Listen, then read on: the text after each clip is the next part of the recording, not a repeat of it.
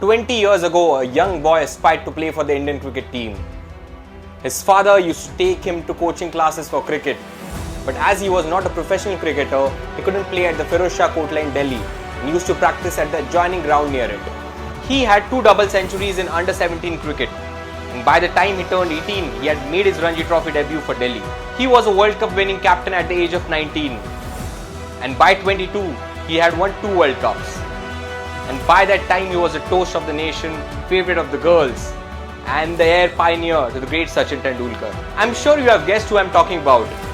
Yes, I'm talking about Virat Kohli. He was just 18 years of age when his father passed away, but he still chose to play for Delhi the following morning at the Firozshah Kotla in Delhi and scored 80 gritty runs, which earned him the respect of his teammates, his opponents, and the entire country when they got to hear this news. Fast forward to 2023, Virat Kohli will be playing at the Firozshah Kotla in Delhi, which now is the Arun Jaitley Stadium, and will be walking out in front of the Virat Kohli pavilion. Now this is the stuff dreams are made of. Any young boy who had aspired to play on that very ground at least for one time will walk out to bat in that very stadium with a pavilion named to his name. Just like the past 10 or 12 years, all eyes will again be on Virat Kohli. But it sure will be very special for him and his family, because he will be returning to the place where it all started for him. After a comprehensive victory against Australia in Chennai, the men in blue will be up against the wounded Afghanistan, and history suggests that we should be in for a riveting contest. India thumped Australia in Chennai, but there was slight concern for the Indian cricket team because of Hardik Pandya's injury. He was hit very hard on his finger by David Warner with a straight shot, and post that he was visibly in a lot of pain. He also went into the dressing room to get a bit of treatment, and when he returned, he was clearly in a lot of pain bowling the penultimate over. Hardik Pandya bowling 10 overs, and if not 10, at least 7 to 8 overs is very important for the Indian team, because if he is not bowling fit, India will have to draft Shardul Thakur into the side. We are only one game into India's World Cup campaign, but it still feels like Suryakumar Yadav is breathing right down under Shreyas Iyer's neck. Many experts believe that Surya is a better choice than Shreyas in the Indian team. Shreyas walked out to bat in the game against Australia with 2 wickets down and played a rash shot, and he also departed for 0. But that's not the only thing that is weakening his spot in the Indian team. In Chennai, for the second time in the past month, Kohli and Rahul guided Team India to victory, and their partnership worked wonders. Which poses a question, is Rahul better suited to bat at number 4 rather than number 5? Now Shreyas Iyer has done nothing wrong. He has been India's best batter in the middle overs in the past year or so.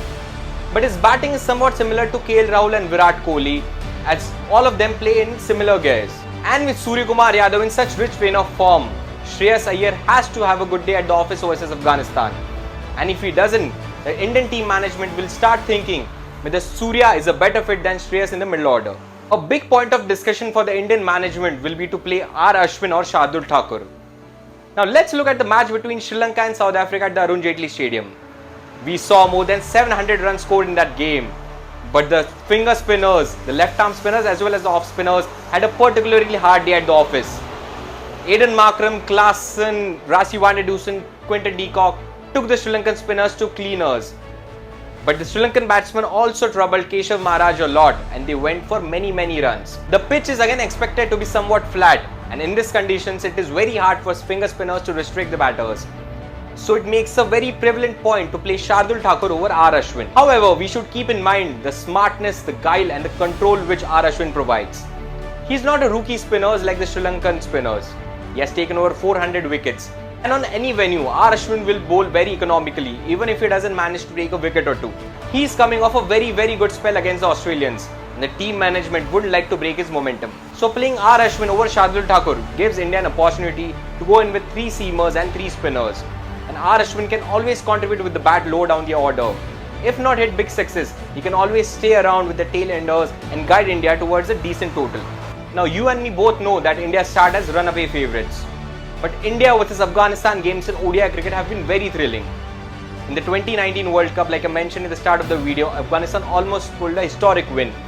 And in the 2018 Asia Cup, they managed to tie a game against India, which was coincidentally the last game MS Dhoni captained for the Indian cricket team. However, keeping our expectations down, if the first matches of India and Afghanistan at this World Cup are anything to go by, were in for a particularly one-sided contest. 4 years ago in the 2019 World Cup, Afghanistan were the only team to be knocked out, losing all of their 9 matches. But the only time they came agonizingly close to a victory was against India. Opting to bat first, almost all of the Indian batters struggled against the spin trio of Mujib, Nabi and Rashid. Rashid in particularly troubled MS Dhoni a lot, and it all came down to Kohli and Kedar Jadhav. Both of them scored 50s and India limped to the score of a modest 226 runs.